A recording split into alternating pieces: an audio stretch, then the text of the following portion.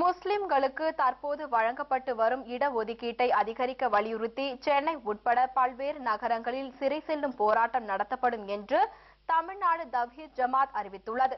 சென்னையில் பேசிய அந்த இயக்கத்தின் மாநில தலைவர் ஜெய்னுல் ஆபிதீன், முஸ்லிம்களுக்கு தற்பொழுது வழங்கப்பட்டு வரும் 3.5% இடஒதுக்கீடு போதுமானதல்ல என்று கூறினார். இதனை அதிகரித்து தருவதாக முதலமைச்சர் ஜெயலலிதா வாக்குறுதி அளித்ததாகவும் அவர் தெரிவித்தார். இந்த வாக்குறுதியை நிறைவேற்றவும் இந்திய அளவில் முஸ்லிம்களுக்கு 10% இடஒதுக்கீடு வழங்கப்பட வேண்டும் என்றும் ஜெய்னுல் ஆபிதீன் கேட்டுக் கொண்டார்.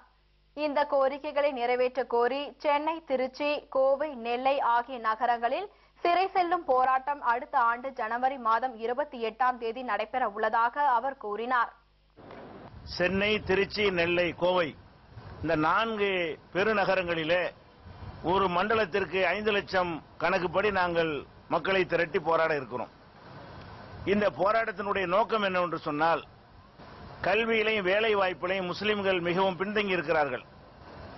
இதை இந்திய அரசாங்கம் நியமித்திருக்கிற பல்வேறு கமிஷன்களில் சொல்லி இருக்கிறார்கள்.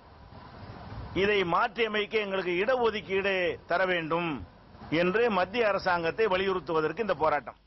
இந்த போராட்டத்தில் 20 லட்சம் முஸ்லிம்கள் கலந்து கொள்வார்கள் என்றும் ஜெய்னுல் ஆபிதீன் தெரிவித்தார். முன்னதாக தமிழ்நாடு தவ்ஹீத் ஜமாத் இயக்கத்தின் செயற்குழு கூட்டம் சென்னையில் நடைபெற்றது.